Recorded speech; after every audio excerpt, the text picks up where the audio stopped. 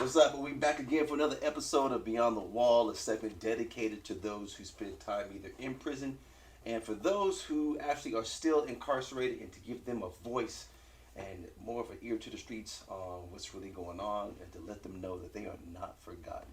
Last week I had Pastor Jenkins on, and this week I've got James. How you doing, James? I'm good. How are you doing? Man, I'm living the dream, like I said earlier. So Yeah. tell me, so how long have you been at Streets of Joy? I've been since May of 2022. Okay. So a little bit over, 10 months maybe, right at 10 months, somewhere around there. Nice. And how has that transition been? For me, it's been a good journey. Okay. I came in here, I was homeless. Okay. I had an addiction problem. Mm-hmm. Out on the streets, not knowing what I was going to do next. And this kind of gave me structure. It gave me kind of a balance within myself, and just with what I'm doing here. Okay. I like giving back. I've always been someone that was in the realm of, like, say, hospitality, customer service, those types of jobs in the past. And so this kind of helped me see another opportunity. An opportunity for me to give back, I guess, to society in a good way, because God knows that I took away from society many times, just with the way I was living. Yeah, yes, sir. What I was doing, and so this just gave me an opportunity to kind of get myself back, and then be able to give back to the community. How did you find out about Streets of Joy? Well, I had kind of gone downhill very fast, with my addiction, and so I was in a behavioral hospital. Okay. And kind of got me where I was able to think, because I was thinking about everybody else thinking about me instead of thinking about me myself. Yeah. So it was something that I needed to do. And once I was in there and I got kind of my mind back, there was a list given to me of places that I could be released to from the hospital. And they were all typed up except for one, and it was written in handwriting, and it was Streets of Joy. Really? And so that made it stand out, because everything get else no was type. the same. Right. And I was like, why is this one not, typed up like the rest of them? And then so I went ahead and picked up the phone and called, and it was the girls at the intake, and just the conversation we had just made me feel like this would be the one for me. I didn't call any of the other places on that sheet of paper. Oh, wow. And so, that's how I heard about it, and I guess that's how, what brought me here. And the rest is history. That's it. Because look at you now, brother.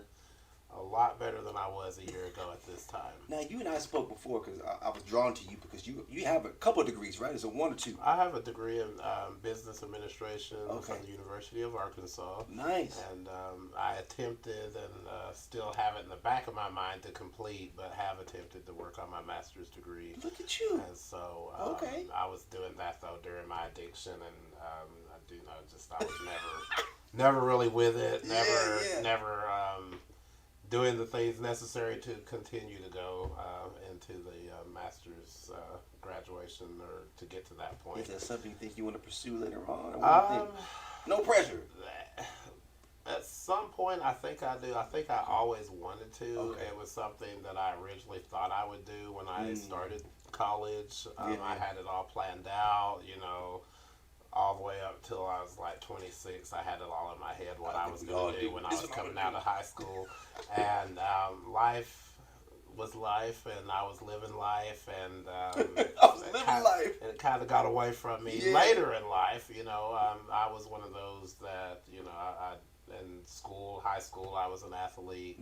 College, I worked and went to school. I was full-time working and going to school full-time. Nice. So I didn't really think that I had time for all the extracurricular type, I guess, like the activities people did in college. But I started picking up on it in college. But I really The further away I got from structure, Mm.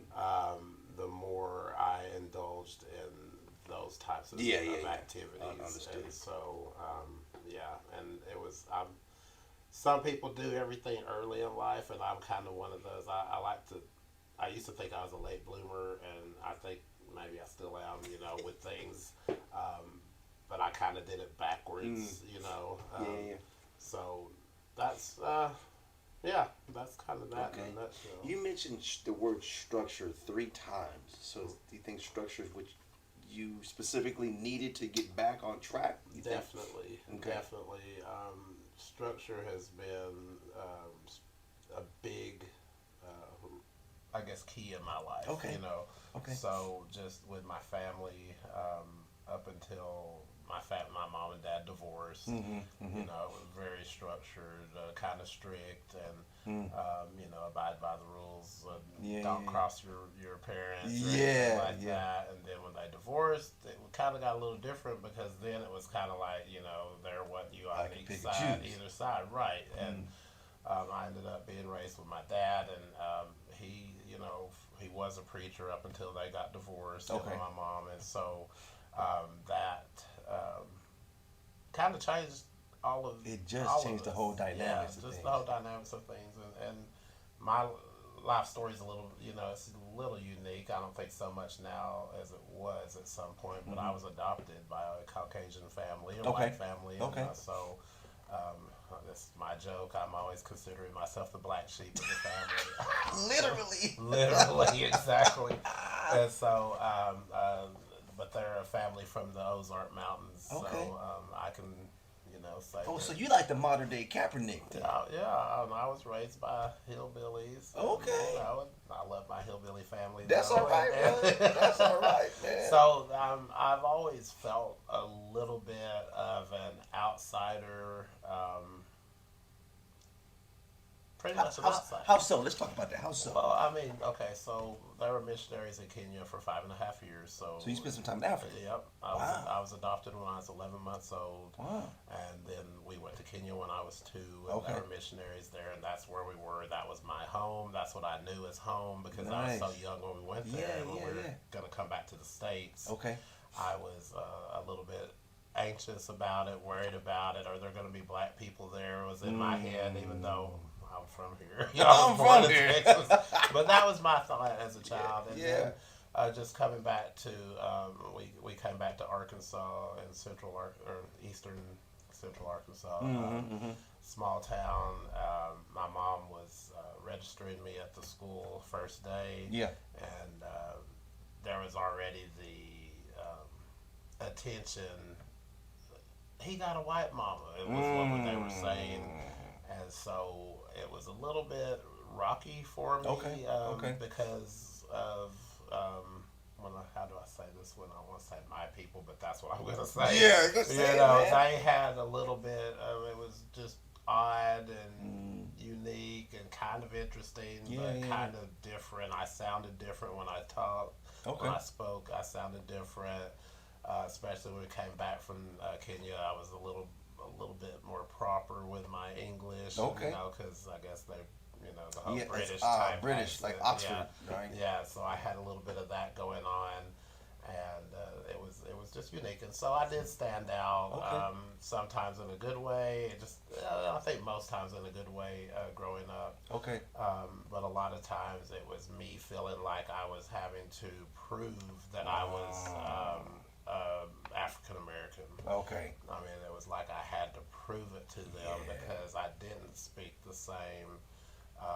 I didn't dress the same. You have the same vernacular. Right. Yes. But then I just thought, now as an adult, I know, well, that was just because where I lived. I mean, because now I see people, have talked to a few of them from Kenya here in this area, because they're like, the weather's pretty much the same as far as, it is. But, and I can hear myself sometimes in them when they speak. And I've sometimes had people say, "Where did you ever live in Africa?" And I'm like, "Why would you even ask me that?" Yeah. Right, but there's some words I think that I say that probably sound like they would say it. sense. So, Okay. but yeah, so I did feel like an outsider for a long time, but I was also embraced by the Caucasian people. I mean, they liked me better. He said they like me better than my own people. But they did for a long time Okay. until people got to understand, where yeah. I was coming from, and there's the "you think you're white" thing, and it's like, no, I don't. I know what I am. I mean, you can see me walking a mile away, and you're gonna say that's a black man. Yeah, you know that's what I mean? true. Just because I sounded different at that time, to them, that's where they got the proper, or I think I'm better than, or I think I'm white, and that was never the case. I never had any more than any of my other friends, or the people in my community. So a lot of it was just um, hard work as far as like during school to make sure that I was making the grades and stuff like that. And so there was a lot of times when I was also accused of, because I had favor, and so I had a lot of just feelings of insecurity within myself. Yes, sir. And I know today that was all because of the way that I felt. I mean, yes, I can put it off on anybody else, but ultimately it's up to me to make that decision. Yes. That it's okay, and it's okay to love myself. And I really learned that here. Oh, you learned that here. I mean, it took me a long time. So I mean, I think I was doing a lot to make myself feel as if I was okay, but there was really a big underlying, like I fear of abandonment, and all your fear, your anger and all that stem from fear. So I had those types of fears. The fear of the unknown, because I don't know, my bloodline and stuff like that. Which is, and a lot of people they talk about that more today. They've done these 23andMe things, and so they know where their roots are all the way back. And I just guess I'm just like, well, I know Africa, but then I say I'm a little lighter too, so maybe some other places. But you know what I mean. So, but yeah, it's Streets of Joy has definitely been a place that I'm happy to call home. And it is a transitional living, so the goal is to transition out. There you go. And to get back into society. When you're ready. When you're ready, and that's the biggest thing I tell everyone, and I think Pastor Eric's, I know he said it a few times, and so I've kind of stolen it from him, but it's everybody's season is not the same. Just because we have a program that's laid out that says 150 days or no one's 30 kicking days. You out. No one's kicking you out. If you graduate and you get a job and you just still feel like you need to be here, then stay here. It's a reduced rent. You're not. Can't beat that. Especially with the price of rents now around the city. When I got here, it was one way. I was like, wow, this is a cheap city to live in.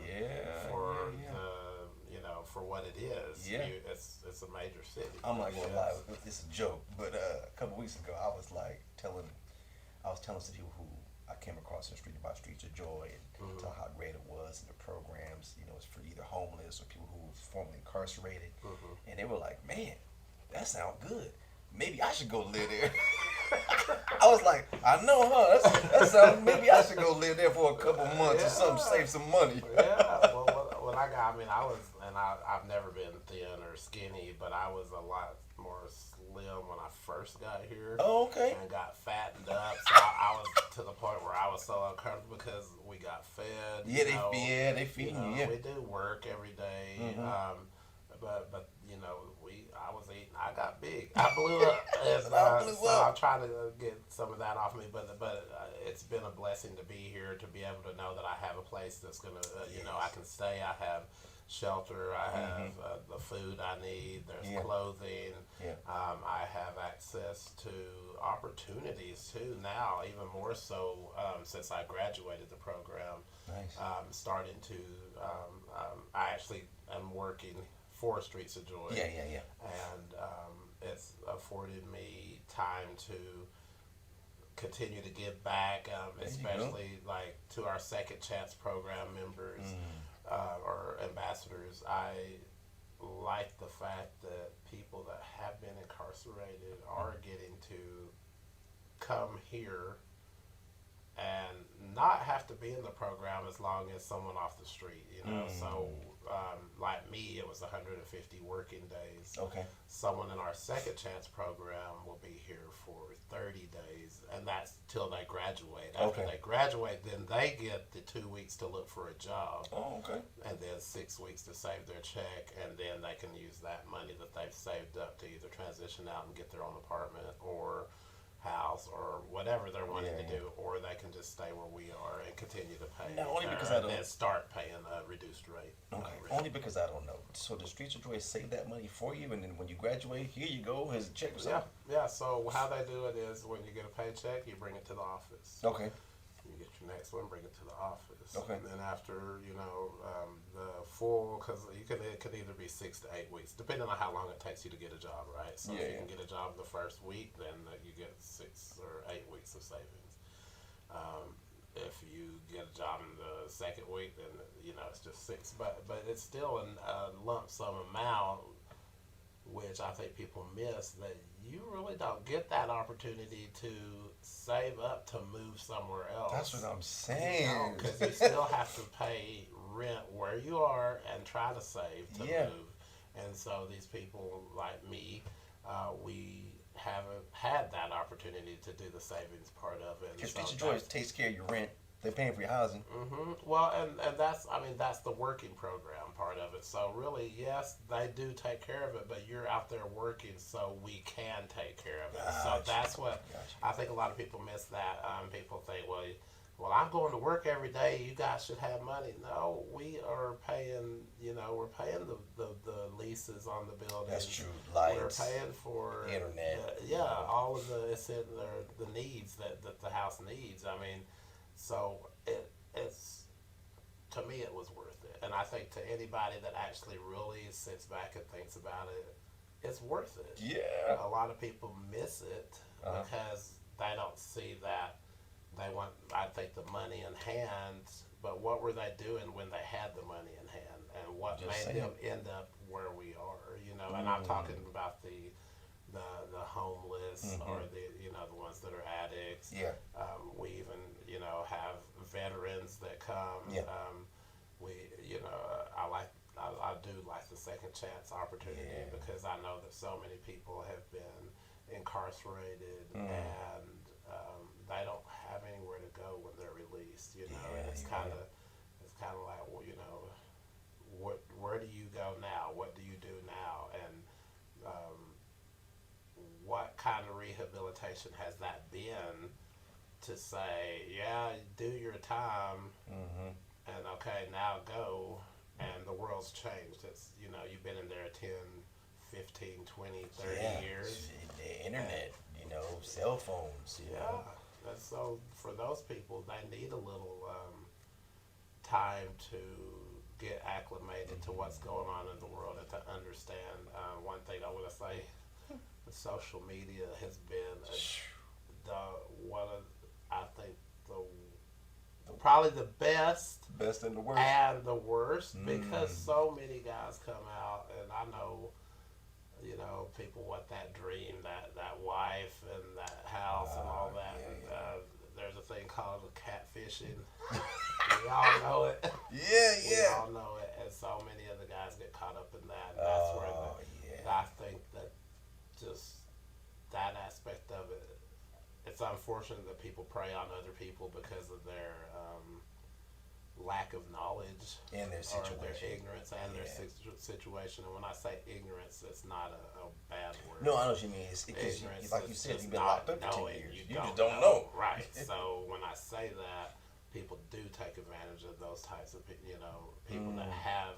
I mean, the people that are getting the money out of those guys, when I call them, I'd say that they're foolish. I tell them, you're foolish. I'm telling you right now, you're getting catfish. I'm telling you. And look, that's what she looked like, man. Right. That's a nice picture, but I saw that picture on his phone the other day, and her name was Tanya, not Tammy. Now she's Sheila.